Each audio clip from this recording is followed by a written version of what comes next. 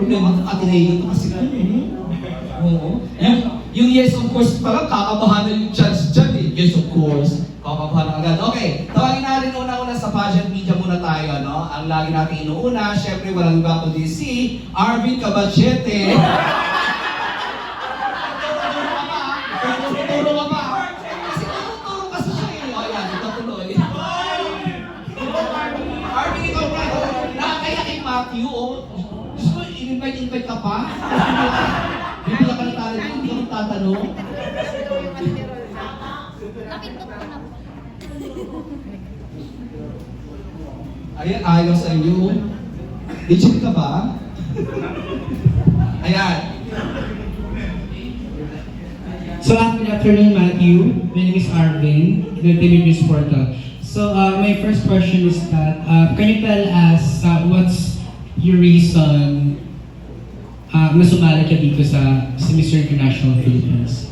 Thank you for the question, Arvin. So the reason why I joined Mr. International was because I believe that it's one of the biggest stages here in the Philippines. With me joining this stage, or Mr. International, it allows me to develop myself, to be exposed to not only the entertainment business, but also other sectors such as the PWDs and other advocacies that I am a part of. Thank you. Yeah, good na. Naintindihan mo, straight English yun. Sandali lang po, kunin ko lang po yung aking cellphone para mag-video ko rin si Mathew. Kasi baka mamaya wala akong may pakitang kay Mel Caparas, hindi ako bigyan ng talent ko eh. Ayan, walang resibo, kailangan may resibo. Teka lang Mathew, ay, bakit may tumatawag? Sinong tinatawagan mo, father, yung aking mga lalaki dito? Slide. Okay, next. Mula naman sa entertainment press, tawagin natin mula sa GMA Online. Yeah.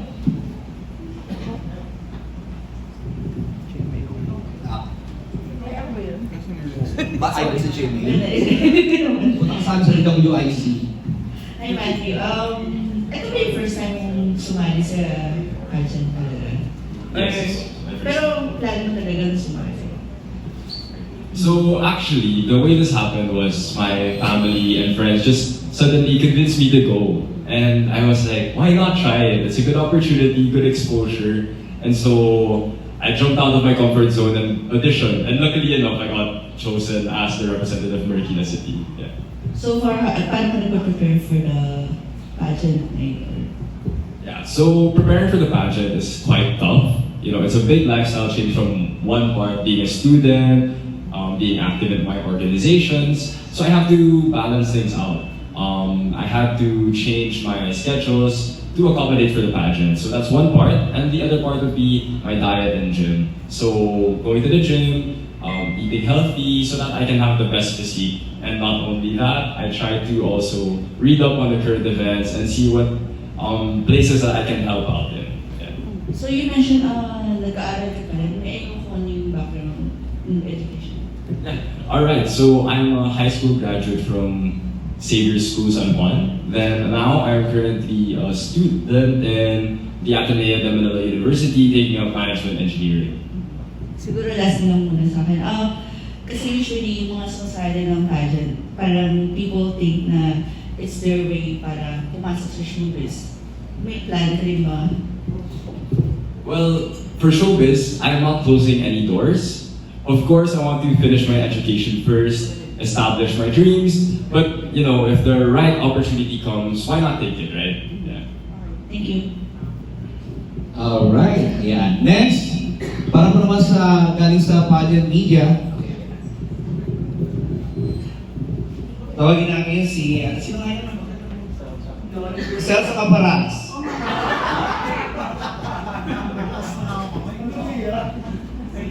Hindi, meron lang kasi pinipili si ano.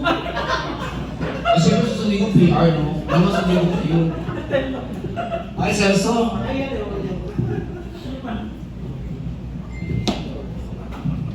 Hi, Mathew. I have two pageant questions.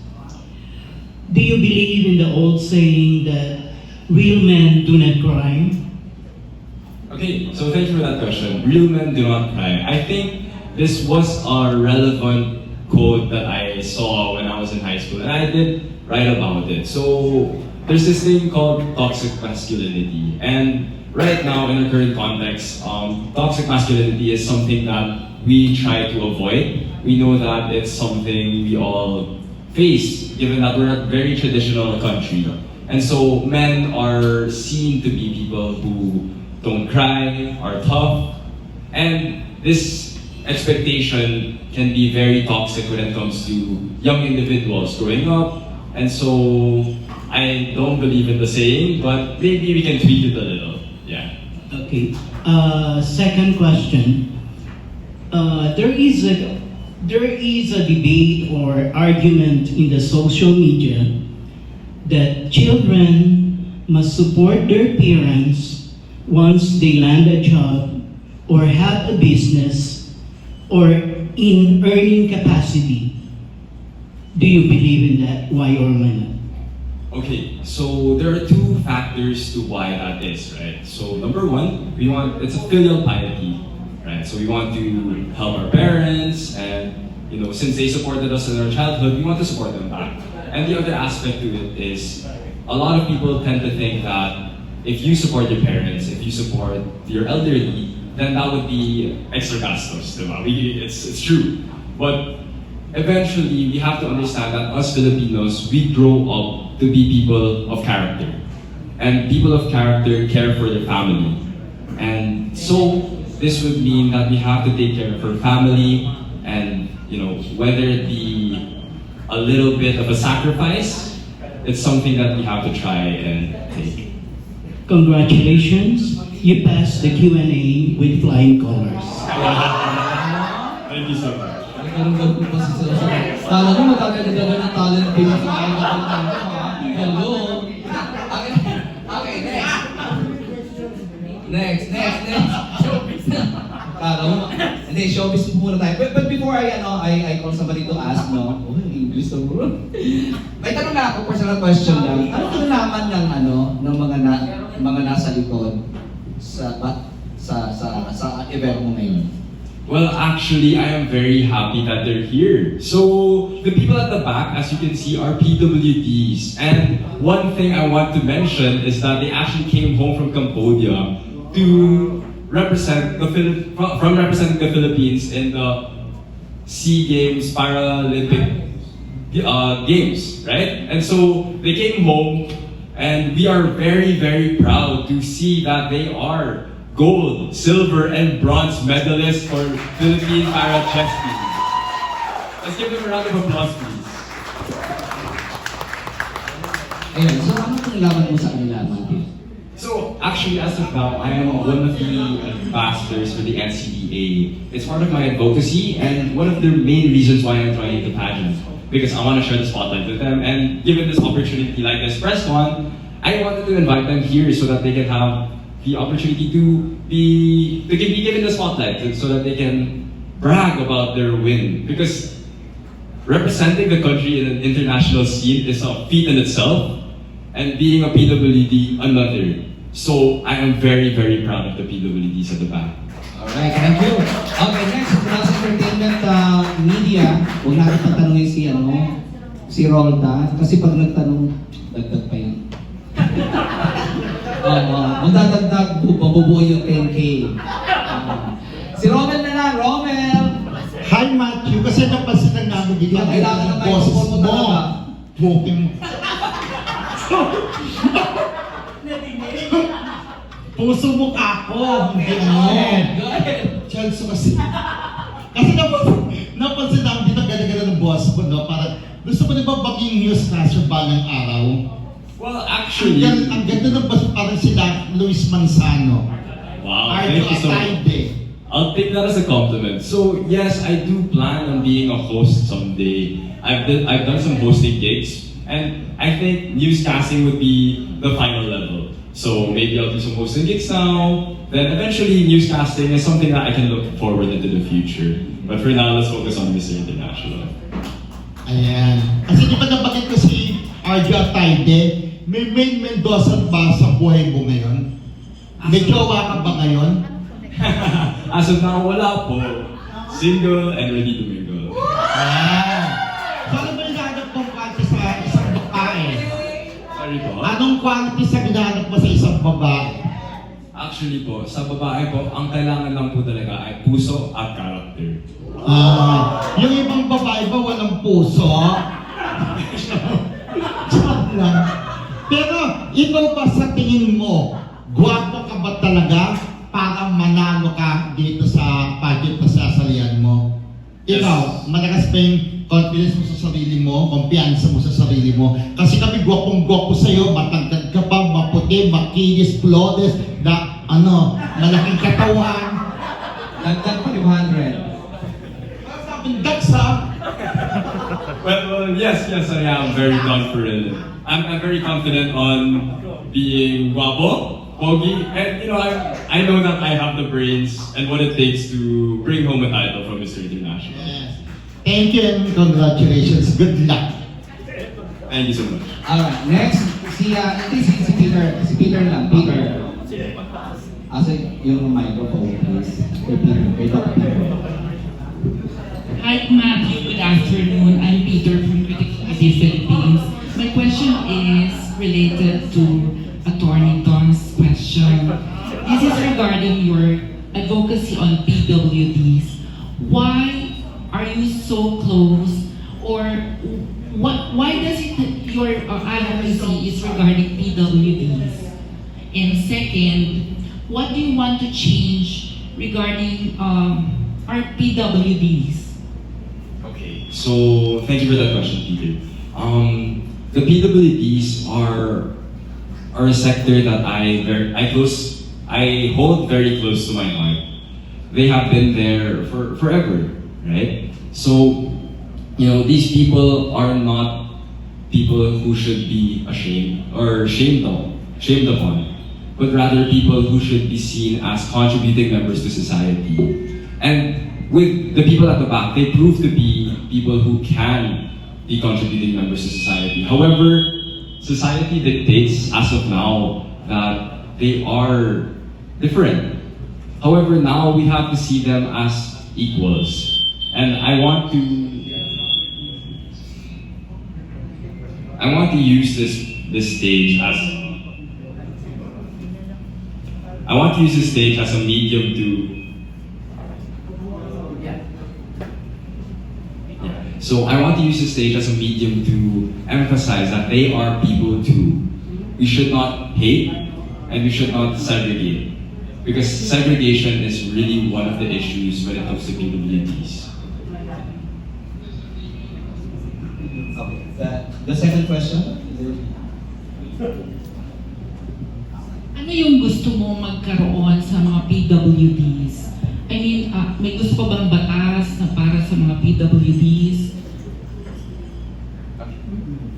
Yes. So for the PWDs, what I really want for them is, because society now really sets normal person and then PWDs. It's something that is looked upon normally, but now we have to change that. We have to change the perception of PWDs because they are people too, right? And so when it comes to normal daily life, we have to see them as normal people, simply differently abled people.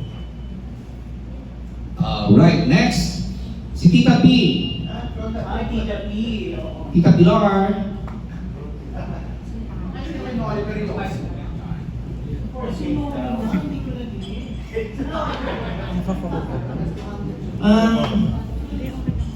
Nung nagkaroon ka na ng decision to join this pageant, meron ka bang idea kung yung nanalo kasi na if ever ikaw mananalo, ang magpuputong ng crown mo is the son of Patricia Javier?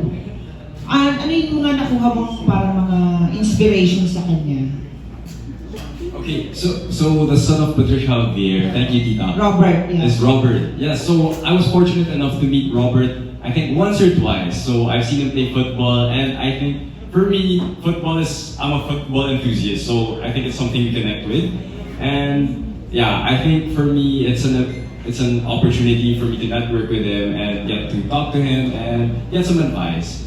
And being a co-footballer and being Filipino as well, him passing the crown to me, if I do win it, is something that I will look forward to. Paano ka naman sinusuportahan ng parents mo? Kasi kay Robert din, super support din yung mga parents niya sa kanya. Hanggang Bangkok, Thailand. Yes po. So, my parents are very private people. Me, myself, was a private person too. However, this pageant made us be a little bit, go out of our zone and just be on the spotlight, right? And so, my parents are working tirelessly behind the scenes, funding my clothes, and supporting me with my aspirations to become a model, right? So, they fund for my gym, etc. And I'm very, very thankful for that. Meron ka bang mga idea ngayon about show business in the future pwede mong pasukan, di ba? Mahilig ka rin ba sa movies? Or meron ka bang mga idols? Like, halimbawa, mahilig ka ba sa mga Korean something? Mga movies, music? Tell us something about yourself din tungkol sa mga bagay na ganyan. So, in regards to the entertainment industry, I am very fond of it. So, growing up, I'd always turn on my TV Plus, tapos I'll just watch whatever's on the screen. So, I'm very, very happy to be given the opportunity to try to go to that industry, right? And I think one person that I really look up to would be Robbie Domingo. I think he's a fellow Atenean as well, and he did good hosting. So, for me, it's something or somebody that I really aspire to be, right? Intro to school, eventually do hosting, and be that celebrity person. Yeah. Okay, thank you. Pwede kang sumunod sa iyo pa. Last two questions na lang tayo, no? Nakauna kasi ako yung Noli Beryoso. Noli Beryoso muna. Pero before yung Noli, no, I just wanna ask, you have a very good speaking voice, no? You also have a good singing voice? Do you also sing? Unfortunately, no. Ganun talaga. Anyway, next to ask is Noli Beryoso. Okay. Hello, Matthew. It's nice to meet you in person. I'm Noli for OPNG Worldwide. Okay, for my first question, as a qualified Atenean, what core value of your school would you